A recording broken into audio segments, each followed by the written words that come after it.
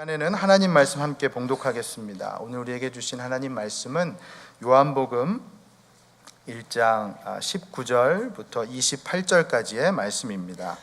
제가 가진 성경으로 신약 142면에 있습니다.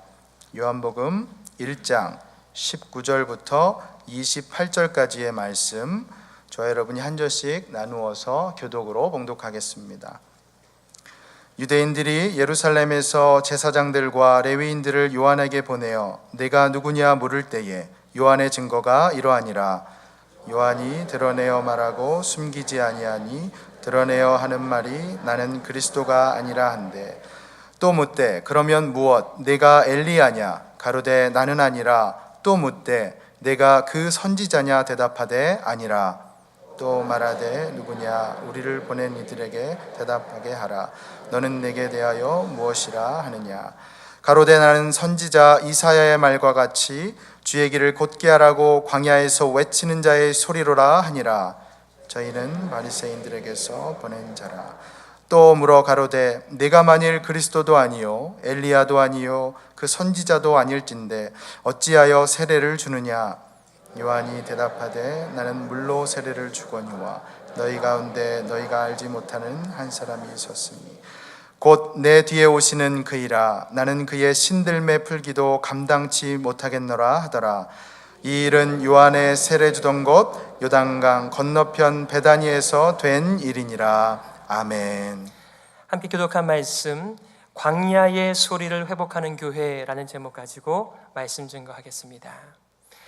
오늘 이 시대를 바라보게 되면 희망과 소망보다는 절망스러운 소식이 더 많다는 생각이 듭니다. 2001년 9.11 사태를 보면서 지구상에서 다시는 일어나지 않아야 될 마지막 사건이라고 생각했던 그 사건은 오늘날 돌이켜보면 그 사건이 시작이었다라고 하는 것을 알게 됩니다. 우리가 거창하게 지구촌의 이야기를 다 끄집어내어 묵상하지 않는다고 하더라도 우리의 삶을 한번 돌이켜보시기를 바랍니다. 우리의 삶 가운데 살인이나 간음이나 도적질이나 거짓이 없다고 하더라도, 그것이 팽배한 세상에서 우리가 살아가고 있음에도 불구하고 그런 것이 내 생활에는 없다고 하더라도 우리 안에 도사리고 있는 그 탐욕이 얼마나 내 자신과 가족과 교회와 우리의 이웃을 불행하게 만들고 있습니까? 그것이 어쩔 수 없는 우리의 정체예요. 정말 잘 살고 싶습니다. 멋있게 살고 싶죠. 그러나 우리에겐 그럴 힘이 없어요. 우리가 얼마나 약한지 우리는 우리 자신이 잘 알고 있습니다. 이 세상과 내 자신은 암흑이고 죄 덩어리이고 그 밑과 끝을 알 수가 없습니다. 이 불의를 바로잡고 악과 싸워서 구원을 얻기 위해 사람들은 항상 영웅을 기대하고 있습니다. 우리가 아는 영웅들은 누굽니까? 홍길동, 어지러운 난세 등장해서 평정할 그런 사람들을 구하죠. 우리가 아는 그 유명한 이순신 장군, 또 세종대왕, 우리 성경에도 얼마나 많은 위인들이 나옵니까? 삼손 같은 사람들, 다윗 같은 왕, 솔로몬 같은 지혜, 이런 많은 것들을 우리가 구해봅니다마는 우리가 결국 내리는 결론이 무엇입니까? 그 사람들은 잠깐 동안 영웅의 구실을 했는지는 모르겠으나 우리의 구원자가 될 수 없다는 결론을 가지게 됩니다. 여러분, 항상 영웅은 부분적이지만은 항상 구원자의 기능을 담고 있습니다. 우리는 이 세상에서 만난 영웅들, 우리의 구원자들이 잠깐 동안 빛을 발하지만 우리의 삶을 의탁할 만한 우리의 진정한 구원자라고 생각하지 않습니다. 우리는 예수 그리스도를 유일한 우리의 구원자라고 믿고 우리의 소망이라고 고백하는 사람들입니다. 여러분, 세상에서는 예수를 어떻게 알고 있습니까? 우리처럼 정말 유일한 세상의 소망이요 구원자라고 믿고 있나요? 우리 그분들이 믿고 있는 것, 그분들이 생각하는 것에 대해서는 잠깐 생각을 접고 이 교회 안에 오셔서 하나님의 이름을 아버지라고 부르면서 하나님께 은혜를 구하고 있는 정말 우리의 마음 가운데에도 예수 그리스도만이 이 절망스러운 세상에서 유일한 구원자이신가라고 하는 믿음이 있는가? 잠시 한번 생각해 보시기를 바라요. 얼마나 많은 사람들이 예수 그리스도가 우리의 영혼의 구원자는 맞는데 정말 내 삶 가운데 유일한 구원자가 되시는가라고 많은 사람들이 반신반의하고 살아가는 것을 보게 됩니다. 오늘 요한복음 1장은 요한복음 전체의 서론입니다. 서론은 본문을 풀어내는 키와 같죠. 2장부터 12장까지는 7가지의 표적이 나옵니다. 사인들입니다. 우리 교통 신호들이 빠져 있는 도로를 지나가게 되면 불안해집니다. 그런데 이 성경에는 예수 그리스도께서 하나님을 풍성하게 보여주는 7개의 표적을 통해서 바로 저기가 구원의 길이다라고 말해주는 표적들이 나옵니다. 13장부터 20장 그리고 마지막 21장까지는 영광의 책으로서 하나님의 하나님 되심이 드러나는 메시지로 가득 차 있습니다. 이 모든 것들이 요한복음 1장 1절부터 18절까지 나오는 서론을 통하여 우리가 이해할 수 있도록 그렇게 잘 안내를 해주고 있습니다. 그리고 그것에 근거하여 오늘 세례 요한의 증언이 바로 자신의 역할이 무엇인지 그리고 우리 교회의 사명과 역할이 무엇인지를 잘 보여주고 있습니다. 우리 읽지 않았습니다. 그러나 5절에 이렇게 말합니다. 빛이 어두움에 비추되 어두움이 깨닫지 못하더라. 어둠이나 빛은 살아있는 것이 아니에요. 그러나 여기서는 마치 살아있는 것처럼 빛이 왔음에도 불구하고 어두움이 깨닫지 못했다라고 말을 하고 있어요. 그것은 하나님의 분명한 구원의 방법이 펼쳐졌음에도 불구하고 구원자가 왔음에도 불구하고 그를 받아들이지 않으며 그를 거절하는 유대인들과 이 세상의 상태를 가리켜서 어둠이라고 말한 것입니다. 제가 살고 있는 페어팩스, 버지니아에는 한 1시간 반 정도 떨어진 곳에 쉐난도 국립공원이 있어요. 동굴이 많습니다. 이제 방학을 마치면서 아이들하고 같이 동굴을 방문했습니다. 그 가이드가 전등을 가지고 우리를 안내해 주는데 일부러 전등을 껐다 켰다 합니다. 전등을 끄게 되면 정말 아무것도 보이지 않아요.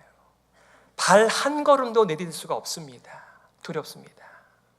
불을 켜게 되면 얼마나 멋이 있는지 동시에 두려움이 또 찾아오기도 합니다. 여러분, 하나님의 세상을 향한 진단은 세상은 어두움이다 라고 말을 해요. 하나님이 계시는데 구원자가 계시는데 그분을 알아보지도 못하고 그분을 올바로 대우해드리지도 못하는 이 세상은 어둠이다 라는 표현을 사용하고 있습니다. 이 표현 외에도 요한복음에는 많은 이미지 언어들이 있습니다. 예수님께서는 내가 생명의 떡이다, 양의 문이다, 선한 목자다, 부활이다, 생명이다, 참 포도나무다, 길이다, 진리다, 생명이다. 우리가 많이 들었어요.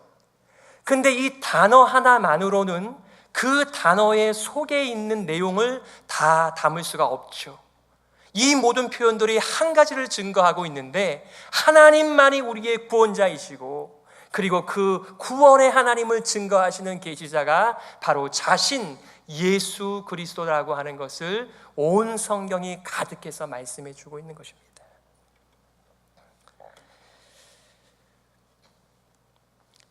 여러분, 구약과 신약 우리 성경은 같이 붙어져 있죠. 그러나 구약과 신약은 연대기로 약 400년 정도의 공백기가 있습니다. 말라기 선지자의 등장 이후에 세례 요한이 나타날 때까지 약 400년 동안 우리는 그것을 하나님의 침묵 기간이라고 표현하기도 합니다. 여러분, 우리가 어디를 갔다가 오랜만에 돌아오게 되면 낯설어요. 1년 만에, 5년 만에, 10년 만에. 그러면 우리가 살던 세상이 아니었던 것 같아요. 여러분, 오랜만에 한국에 들어갔다 오신 분들 그런 생각이 들지 않습니까? 어떤 분이 이렇게 말씀하시더군요. 말이 통하는 외국 같다 이렇게 말씀하시더군요. 그래서 생각해 보세요. 말라기 선지자 이후에 400년 동안 이스라엘과 유다가 어떻게 됐는지는 알 수가 없어요. 갑자기 세례 요한이 등장해서 지금 세례를 주면서 말씀을 전파하는 가운데 있습니다. 그러니 그들의 마음 가운데 어떤 마음이 들겠어요? 여러분, 다윗 왕국 이후에, 솔로몬 왕국 이후에 남부 유다가 갈리어졌습니다. 북쪽은 아수르에 의해서 망하고 남쪽은 바벨론에 의해서 망합니다. 메데 파사에 의해서 다스림을 받고 헬라와 로마의 지금 다스림 가운데 인권이 유린당하고 자유가 없는, 그렇게 억눌린 인생을 살아가는 유대인들 속에 어떤 마음이 들까요? 언제 구원자가 와서, 언제 영웅이 나타나서, 언제 메시아가 우리를 구원해내어 새로운 세상을 살 수 있겠나, 이런 마음들로 그들이 가득 차 있을 때에 세례 요한이 등장하게 된 것입니다.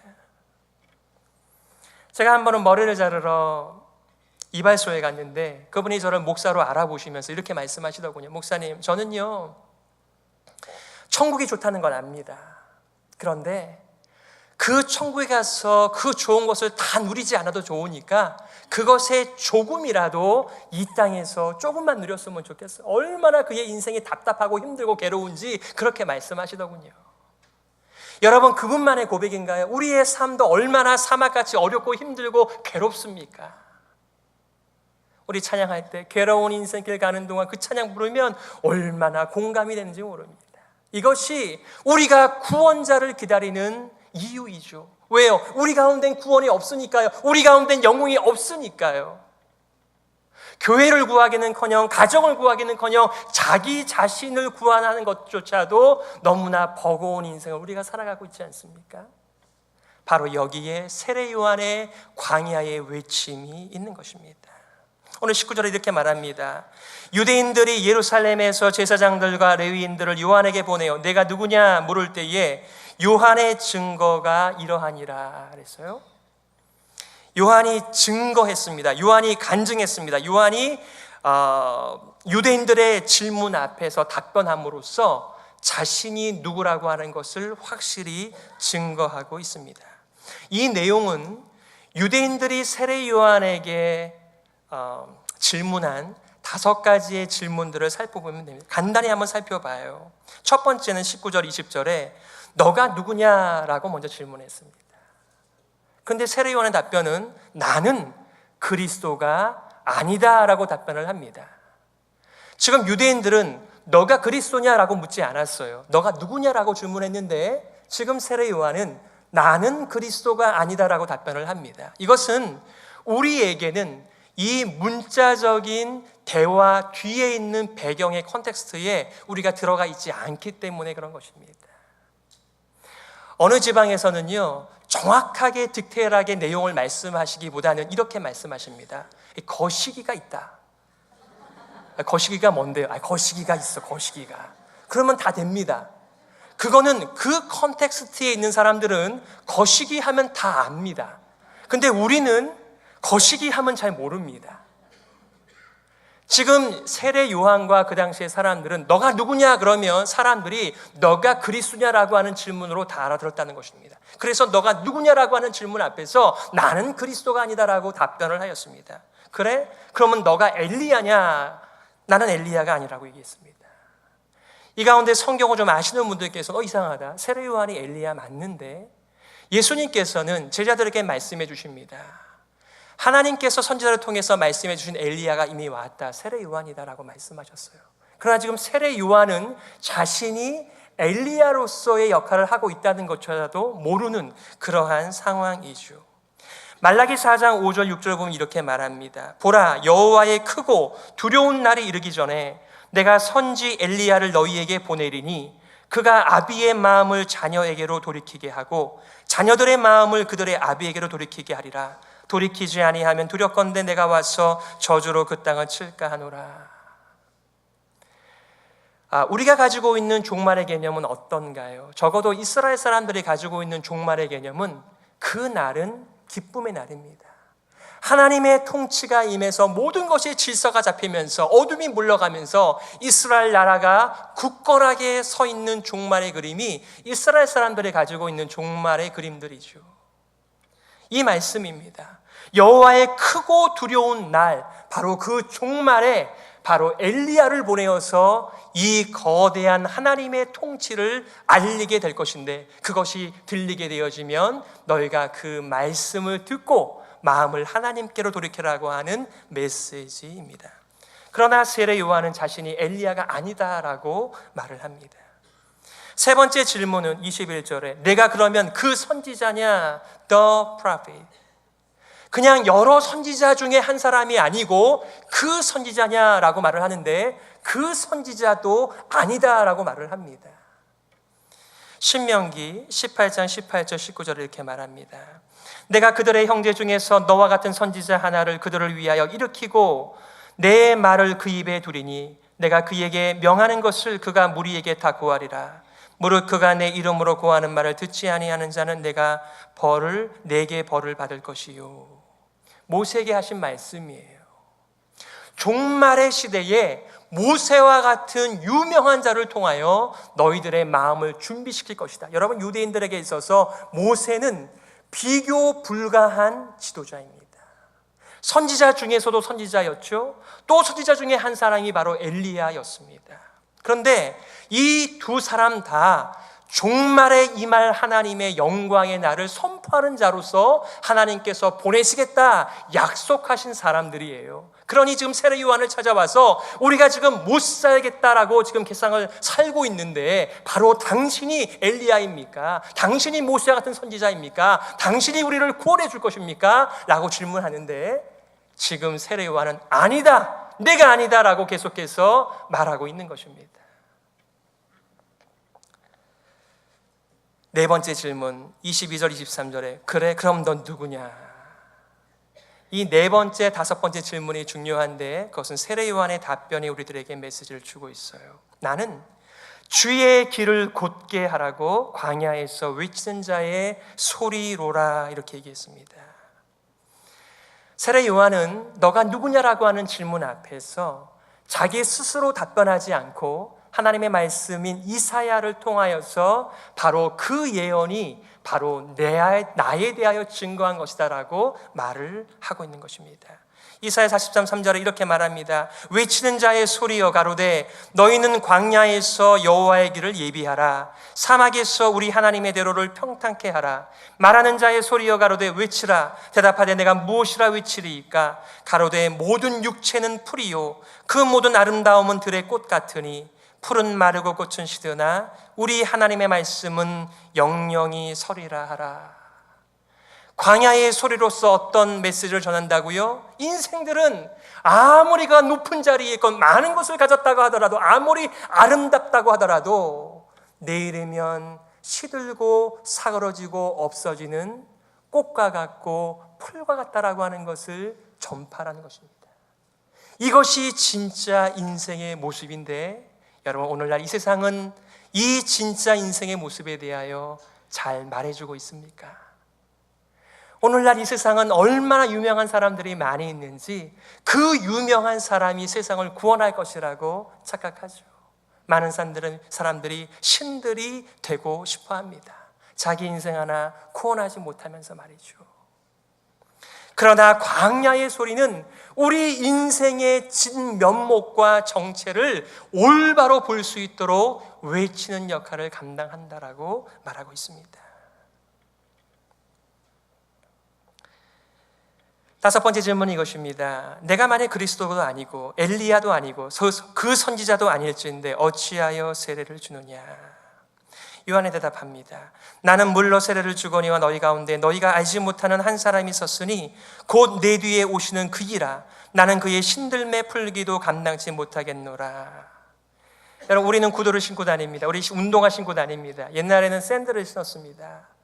광야에서 샌들을 신던 사람들에게 종은 비천한 사람이죠. 다른 사람의 시중을 드는 사람인데 그 시중 드는 것 중에서도 가장 하찮은 일이 다른 사람들의 신발끈을 풀거나 매듭을 지어주는 역할입니다. 세례 요한은 모든 사람들은 아니었지만 많은 사람들이 나와서 그를 존경하면서 혹시 메시아가 아닌가? 그가 엘리야가 아닌가? 그 선지자가 아닌가라고 말하면서 그를 존경하면서 그를 받들 때 난 아무것도 아니라고. 나는 그저 광야의 소리이고 진짜는 내 뒤에 오시는 분이 있다라고 선포하는 역할을 감당했으며 바로 그것이 광야의 소리라고 이사야 선지자의 말씀을 인용하여 자기에게 적용하였던 것입니다. 오늘 이 본문의 말씀을 가지고 여러분들과 두 가지의 교훈과 적용을 나누고 싶습니다. 첫 번째는 여러분 기억하세요. 이 세상의 그 어떤 것도 어떤 사람도 빛이 될 수가 없습니다. 구원자가 될 수 없습니다. 심지어는 교회도 빛이 될 수 없습니다. 목사님, 제가 알기로는 예수님께서 교회를 향하여 성도들을 향하여 너희가 세상의 빛이라고 말씀하셨는데 왜 우리가 빛이 아닙니까? 예, 맞아요. 그러나 우리 자신이 구원자가 아니라고 하는 것을 제가 말씀드리는 것이며, 우리는 진정한 구원자 대신 예수님과 올바른 관계를 맺으며 예수님을 포인팅하는 일에 있어서 빛이라는 말씀을 하고 있는 것입니다. 많은 사람들이 이것을 인격적으로, 문화적으로 해석을 해서 내가 훌륭한 인격을 가진 빛으로, 소금으로 살아야지, 거기까지요. 제가 많은 사가족들을 환영하면서 그들을 처음 만날 때 질문합니다. 언제부터 예수님이 되셨어요? 우리 교회 방문하시기 전에는 어느 교회를 출석하셨나요? 담임 목사님의 성함이 무엇이죠? 그러면 사람들의 반응들이 여러 가지입니다. 그 중에 하나가, 어떤 분이 이렇게 얘기합니다. 말씀에도 물으실 거예요. 저는 이름이 없는 교회 다니고 있습니다. 여러분, 세상에 이름 없는 교회가 어디 있어요? 다 이름이 있죠. 제가 한국 부산 호산나 교회에서 사역을 할 때 참 호산나 교회가 건강한 교회로 유명한 교회였습니다. 미국에 오니까 모르는 분이 있어서 너무 이상했습니다. 그러면 제 마음에 무슨 마음이 들어야 되겠죠? 모르실 수도 있겠다, 그렇게 생각해야 되는데, 야, 이분이 참 이 교계를 잘 모르시는 분이시구나, 호산나 교회를 모르다니. 우리들 마음 가운데 어떤 마음들이 있는 거예요? 교회의 브랜드를 통해서 사람들의 삶을 책임질 수 있다거나 그들의 삶 가운데 어떤 빛을 던져줄 수 있다라고 하는 내심들이 다 있다는 것을 말해주고 있는 것입니다. 아닙니다. 이 세상에 예수 그리스도를 머리로 하여 하나님의 은혜를 받아 살아가는 모든 교회들은 다 예수 그리스도의 유명한 교회에 다니는 것이며, 바로 예수님을 포인팅하면서 하나님의 구원과 은혜가 여기에 있다라고 증거하는 교회들입니다. 그 어떤 것도, 그 어떤 사람도, 그 어떤 교회도 빛이 될 수가 없습니다. 그러므로 빛이 되려고, 여러분이 세상의 주인공이 되려고 애쓰지 마십시오. 세상이 다 여러분들을 주인공 만들어준다고 하더라도 거절하시기를 바랍니다. 세례 요한이 자신을 광야의 소리라고 말을 하면서 아니라고 말을 했던 것처럼, 여러분들을 향하여서 들려오는 세상의 소리 앞에서 나는 빛이 아니라고, 나는 구원자가 아니라고 말씀 거절하시기를 바랍니다. 고린도후서 4장 6절 7절에 이렇게 말하고 있습니다. 어두운 데서 빛이 빛이라 하시던 그 하나님께서 예수 그리스도의 얼굴에 있는 하나님의 영광을 아는 빛을 우리 마음에 비치셨느니라. 우리가 이 보배를 질그릇에 가졌으니 이는 능력의 힘이 큰 것이 하나님께 있고 우리에게 있지 아니함을 알게 하려 함이니라. 한꺼번에 두 구절 읽으시니까 잘 이해가 안 가시죠? 이 말씀의 의미가 무엇입니까? 하나님의 영광의 얼굴, 우리를 구원하시는 그 은혜와 사랑과 공의의 하나님을 만나야 되는데, 예수 그리스도의 영광의 빛을 통해서만이 알 수 있다라고 말씀하셨습니다. 우리는 그 빛 자체가 절대로 될 수 없으며, 오직 이 질그릇 안에 예수 그리스도 복음을 가진 자로서 세상의 빛의 역할을 감당하는 사람들인 것이죠. 옛날에는 교회 성장하기 위해서 이렇게 가르쳤습니다. 교회가 부흥하려면 교회를 자랑하라, 목사를 자랑하라고 가르쳤습니다. 많은 사람들이 예수 그리스도의 복음을 가리키기보다는 우리 교회가 참 좋다, 우리 목사님 참 잘났다, 이런 것을 증거했습니다. 아닙니다. 모든 교회는 예외 없이 예수 그리스도만이 유일한 구원자이며 우리는 아니다라고 증거하는 일을 위하여 이 땅에 부르심을 받았다는 것입니다. 그것이 광야의 삶을 광야의 소리로 살아가는 삶이라고 성경은 말해주고 있어요. 두 번째, 참빛은 유일한 구원자 예수 그리스도밖에는 안 계십니다. 그러므로 예수님을 가리키며 포인팅하면서 살라는 것입니다. 여러분과 기회가 되면 7가지의 표적도 나누겠습니다만은 그것을 미라클이라고 말하지 않고 사인이라고 말을 하고 있습니다. 그것은 가리키는 곳이 있다는 것입니다. 예수 그리스도께서 그 기적을 통하여 보여주고 싶어하는 것이 있는데 바로 하나님만이 구원자라고 하는 것을 보여주는 기적이에요. 인생은 할 수 없다는 것입니다. 우리는 스스로를 구원할 수 없다는 메시지가 예수님의 기적 가운데는 나와 있는 것입니다. 선교학자 버시라고 하는 분께서 이렇게 미시오데이라는 말을 표현했습니다. 그것은 선교의 주체는 교회가 아니라 하나님이라고 하는 선포입니다. 맞아요. 여러분, 교회가 선교의 주체라는 생각을 가지게 되면 교회가 하는 모든 일이 선교의 행위가 되는 것이죠. 그런데 과연 교회가 선교를 위해서 이렇게 사용되고 있습니까? 아닙니다. 우리는 하나님께서 시작하신 선교에 부응하는 에이전트로서 교회가 하나님의 선교에 참여하는 영광을 누리며 살아가는 것이죠. 그러므로 저와 여러분의 삶이 힘을 모아 교회는 예수 그리스도를 가리키는, 포인팅하는 삶을 위하여 살아가는 것입니다. 저는 아무것도 아닙니다 라고 말하는 것은 겸손이 아니에요. 정말 참된 빛을 만나고 보니까 내 빛은 아무것도 아닌 거예요. 정말 하나님을 만나게 되면 내 인생은 어떤 누구도 책임질 수 없는 연약하고 죄 많은 인생이라고 하는 것을 고백하지 않을 수가 없죠. 그리고 가리키는 것입니다. 예수 그리스도만이 우리의 구세주요, 하나님의 영광의 얼굴을 배우며 그를 아버지라고 부를 수 있는 길이 거기만 있다라고 하는 것을 가리키는 삶을 우리 모두가 살아가는 것이죠. 하나님께서 이 은혜를 우리 가운데 허락해 주시기를 간절히 소망합니다. 한 가지만 더 인용하고 마치죠. 우리가 이렇게 주일을 깨우면서 옷을 잘 차려입고 교회에 나아올 때 이 진리가 없고 하나님이 없는 사람들은 우리를 가리켜서 뭐라고 생각하는지 아세요? 런던 파이낸셜 타임스의 마이클 프라우스는 이렇게 얘기했습니다. 창조주가 있다고 치자. 그렇다면 왜 그 존재는 인간들의 예배를 기대하는가? 창조해달라고 우리가 부탁한 것도 아니지 않는가? 이 전능한 존재는 교만에 가득 찬 독재자처럼 늘 사람의 칭송과 경애를 갈망한다. 도덕적으로 완벽한 하나님이라면 이런 식의 인격적인 결함이 전혀 없어야 할 것이다. 그런데 왜 인간들은 이런 독재자 앞에 모두가 일요일마다 무릎을 꿇는가? 저와 여러분들은 확실한 이유를 가지고 여기에 나와 있는 사람들입니다. 아까 우리 관현악단들께서 찬양을 하실 때 그 가사가 뭔지 아시죠? 지치고 힘들고 주저앉아 낙심되어 있을 때 누군가 우리를 위하여 기도한다는 메시지였습니다. 그리고 나와서 그 이어진 찬양의 내용이 무엇입니까? 하나님께서 우리를 사용하신다라고 하는, 하나님의 나라가 임한다라고 하는 찬양이 아니겠습니까? 저와 여러분의 삶 가운데 하나님께서 우리를 구원해 주셨다라고 하는 그 분명한 이유가 없다라고 한다면 우리가 이렇게 부산한 주일을 깨우면서 이렇게 준비한 예배가 무슨 소용이 있겠어요? 그것이 하나님과 연결되어 있지 않은 모든 사람들이 보는 이 찬양과 예배의 관점이라는 거예요. 그러나 우리는 노래의 이유가 있죠. 예배의 이유가 있죠. 찬양의 이유가 있죠.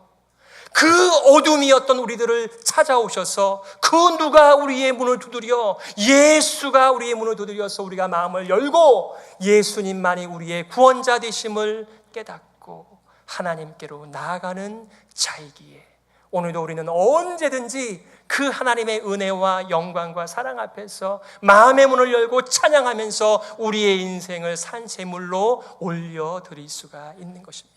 바라기는 이 은혜가 우리 가운데 넘치기를 주 예수님의 이름으로 축복합니다.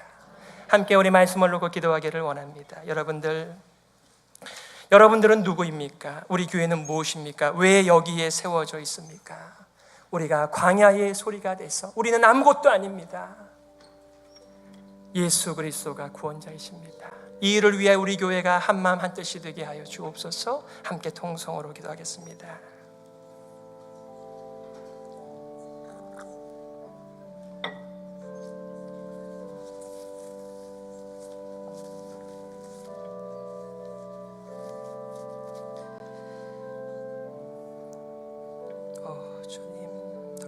주시옵소서.